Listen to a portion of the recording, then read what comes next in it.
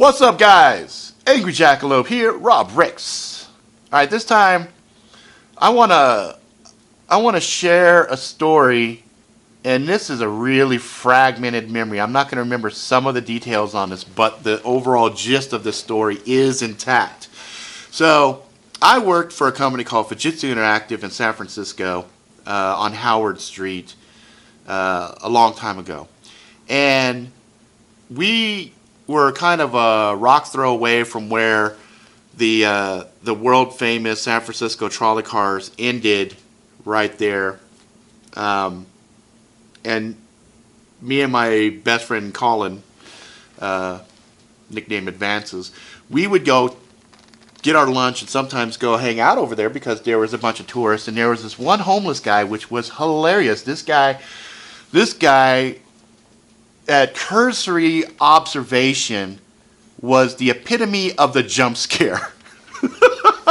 This motherfucker would be quiet, and he'd be sitting at the bench, and there'd be all these people that would just ignore him. Okay? They would be eating their lunches, playing with their kids, waiting for the trolley, whatever. And this motherfucker, like clockwork, would sit there and start going,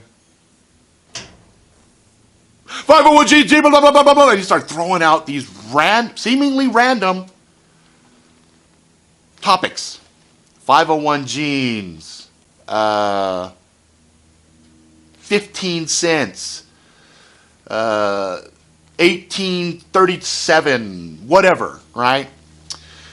And people would fucking boom, jump away from him, hella freaked out. And he scared the shit out of me the very first time, right? Oh, whoa, motherfucker, right? And then I looked at him, and he'd look at me, and he's all smiling, and I'm like, fuck, I don't know what the fuck he's doing. He's fucking nuts, right? So I'm sitting there, and I'm like ignoring him, but then we would go and watch. And other people were doing the same shit. It was hilarious. One day, Colin goes, you know what? I don't think that shit's random. I'm all, dude, whatever. He's like, no, seriously, I don't think that's random. So we go back to the office to work, and here's Colin back there fucking doing research, and he's writing shit down. And he comes to me a couple of days later, and he's like, dude, that shit's not random. Though everything he blurts out is connected. There's a connection there. So all I remember was the jeans one, because that was the example Colin was giving me. Jeans, this date, this price, blah, blah, blah. They're all the kind of history of, Levi jeans. And I'm all, oh, shit. That's fucking badass. Let's go back.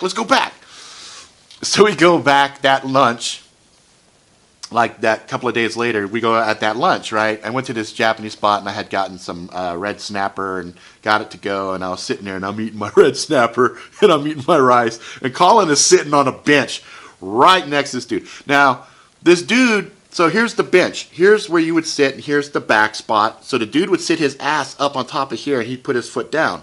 So Colin's sitting here, the guy is sitting up here, okay? And I'm just standing back watching. And if we had fucking the cameras and shit we have now, that would have been fucking YouTube gold, because it was always fucking hilarious, okay? So Colin's sitting like this watching him. And the guy goes, bam, bam, bam, bam, bam, bam, bam. Colin's sitting there. And the guy looks at Colin. Colin looks at the guy. And Colin goes, I get it. And the guy's all, get what? Colin's all, I know what you're doing. The guy starts smiling. What? So Colin breaks it down for him. And the guy sits down at level, and then I go sit here. So I'm sitting here, the guy's sitting here, Colin's sitting here. And so we're having a conversation with this dude. Turns out, this dude was a fucking stockbroker who always did due diligence on the companies that he was representing or whatever. And he was like one of those fucking dudes you see in the movies in the stock market that are doing buys or whatever else. I don't understand how that shit works, but he's one of those guys that you see in the fucking things. And he mentally fucking broke one day. Like, you could fucking handle it. Dude was hella rich, and he just said, fuck it, and he ended up living on the street. And so anyway, we would hang out with this dude from time to time, and would talk to him and listen to his stories, and the guy was just fucking really cool. And,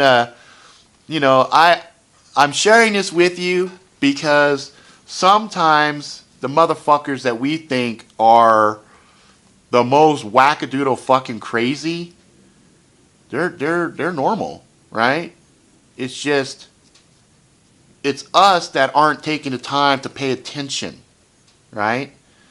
And so dude ended up being this really deep philosophical motherfucker that just didn't want to have the burdens of society on his back anymore. He wanted the freedom of just every day, you know? And in some ways it was probably harder for him to be on the street, but in some ways it might have been substantially easier on his mind. I don't know. So anyway, that's the Yeller story. That's what I'm calling this one. Introducing the Yeller. He was fucking hilarious. And I ended up taking a different job and not being down in downtown San Francisco after that. So I ended up moving to Southern California. So anyway, all right. So that's it for this story. I hope you guys enjoyed that one. It's fun for me to go back and relive some of these memories because they're fucking. I just remember those fucking people jumping. All right. Anyway, be good to each other. Till next time.